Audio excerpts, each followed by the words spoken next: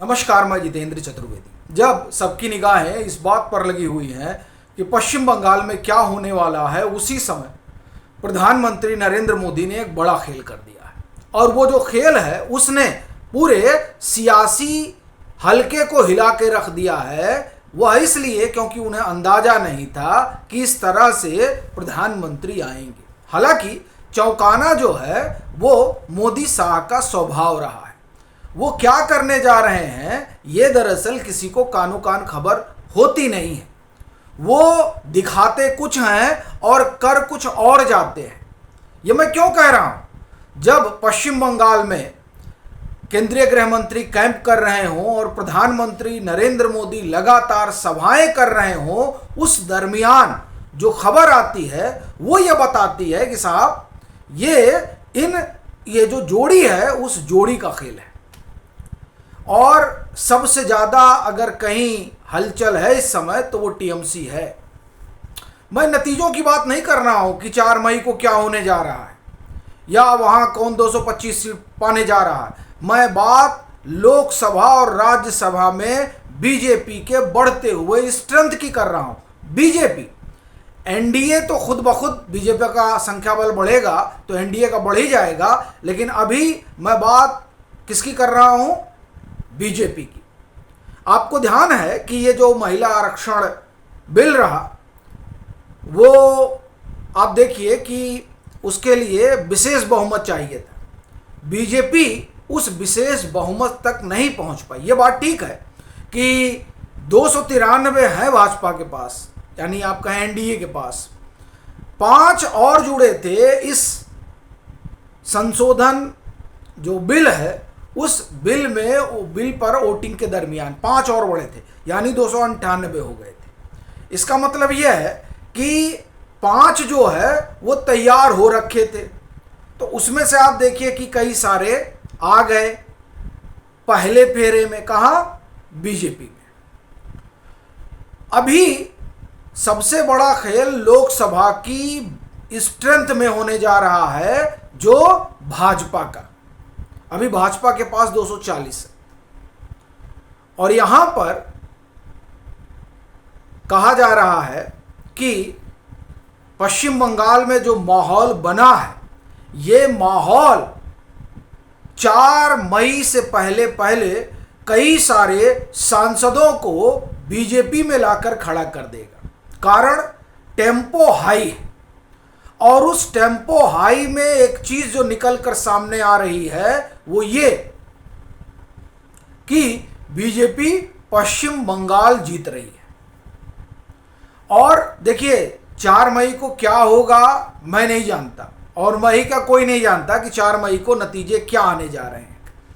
जो टीएमसी को कह रहे हैं वो टीएमसी को लेकर खुश हों, जो बीजेपी को कह रहे हैं वो बीजेपी को लेकर खुश हों।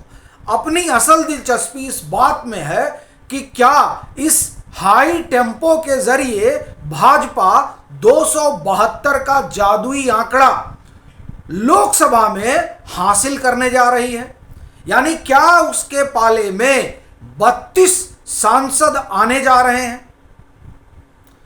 इसकी जो सुगबुगाहट है वो शुरू हो गई थी आम आदमी पार्टी के टूटने से। वहां से राज्यसभा के आए, लेकिन उसके बाद जो खबर आई वो खबर ये बता रही है कि आम आदमी पार्टी से शुरू हुई टूट फूट सिर्फ पंजाब तक सीमित रहने वाली नहीं है। इसका असर बंगाल और दिल्ली तक होने जा रहा है। अब मैं बंगाल का नाम क्यों लिया और मैं ये क्यों कह रहा हूं कि जो टेम्पो है वो 4 मई के पहले बड़ा खेल करा देगा? देखिए, चर्चा है कि टीएमसी के 24 सांसद, कितने? 24। टीएमसी के 24 सांसद बीजेपी के बड़े नेता से संपर्क किए दिल्ली। अब आप, बड़ी रोचक चीज है ये, 24 नेता खूब सोशल मीडिया पर यह है ट्रेंड किया और कई लोग एनडीटीवी के हवाले से यह खबर चला रहे हैं। अब देखिए, उस 24 में 15 जो हैं वो लोकसभा के हैं और 9 जो हैं वो राज्यसभा के हैं। आप कहेंगे इसमें 72 कहाँ हो गया, इसमें 32 कहाँ आ रहे हैं? तो थोड़ा मैं कहूँगा कि रुकिए। अगर टीएमसी का ये हाल है, जिस टीएमसी को लेकर ये कहा जा रहा है कि भाई पश्चिम बंगाल में उसी का जोर चल रहा है, माने अमित शाह और नरेंद्र मोदी तो ऐसे ही टहल रहे हैं वहां, मानो उनको तो बस आदत है कि कहीं चुनाव है तो चले जाएं। भाई यही तो कहा जा रहा है ना। अगर कोई नेता अपने चुनाव को पूरे जी जान से लड़ रहा है, और ये ध्यान रखिएगा ये मसला पार्टी का है, पार्टी के लिए लड़ रहे हैं, ठीक है।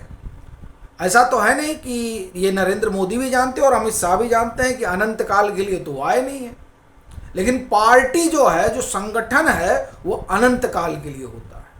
तो इसलिए जो वो कर रहे हैं उसका फायदा तो भाजपा ही उठाएगी, तीसरा कोई पार्टी तो उठाएगी नहीं।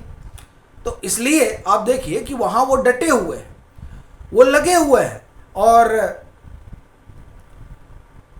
टीएमसी को चुनौती दे रहे हैं। लेकिन ये जो चुनौती है, इस चुनौती का मामला पश्चिम बंगाल की हार जीत से ऊपर है। यही कारण है कि आपके सांसद टूट कर आए और अब टीएमसी के टूटन की चर्चा है।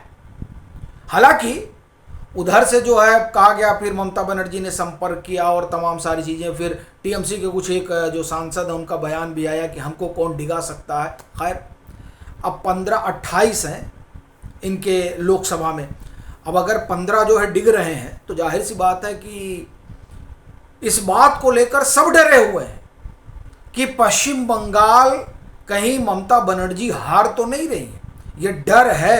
अगर ये डर नहीं होता तो पंजाब से लेकर बंगाल और दिल्ली तक भाजपा के सांसदों की बढ़ोतरी की चर्चा ना हो रही होती और ना ही भाजपा में लाइन लगी होती इस बात की कि साहब हमको भी शामिल कर लीजिए। ये सब नहीं होता।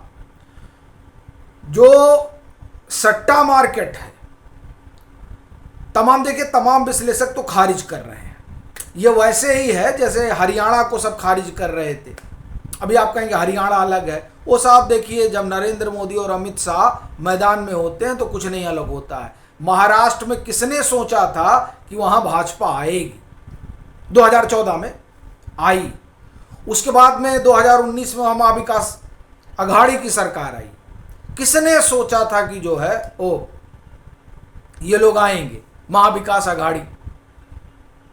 और जब महाविकास अघाड़ी आई तब किसने सोचा था कि वहां महायुति आएगी, यानी एनडीए आएगी? आई एनडीए। तो साहब ये आप एक तरह से कहें कि मोदी शाह जो है वो जादूगर है, इनको जादू करना आता है।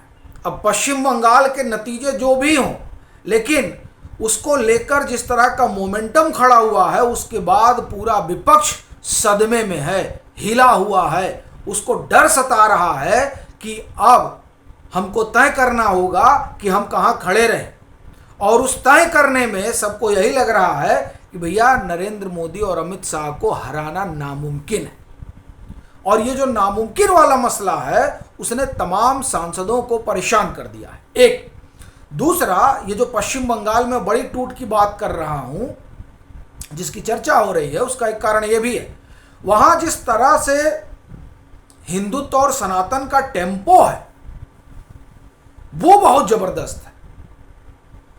मतलब आप ये समझिए, अभी मुझे लग रहा है कि मैंने कल या परसों एक बीजेपी पे स्टोरी की, तो हमारे एक दर्शक ने कहा कि अब आप भाजपा का विरोध करते करते सनातन का विरोध करने लगे। हालांकि आलोचना और विरोध में फर्क होता है। मैं कहना ये चाह रहा हूं कि बीजेपी को लेकर आज के समय में इस तरह की दीवानगी है कि आप देखें, हिंदुत्व सनातन को एक तरह से कहा जाए ये सब पर्याय बन चुके हैं भाजपा का। और जिस तरह से पार्टियों के सांसद डरे हुए और वो भाजपा से संपर्क करना चाह रहे हैं, भाजपा में आना चाह रहे हैं, उससे एक बात तो बड़ी साफ हो गई है कि पश्चिम बंगाल में जो माहौल बंदी की है मोदी शाह ने, उस माहौल बंदी से कुछ हो ना हो, यानी पश्चिम बंगाल में, यानी विधानसभा के नतीजों में, लेकिन लोकसभा में बीजेपी 272 का आंकड़ा छूने जा रही है। बाकी आप लोगों की क्या राय है, जरूर साझा करिए।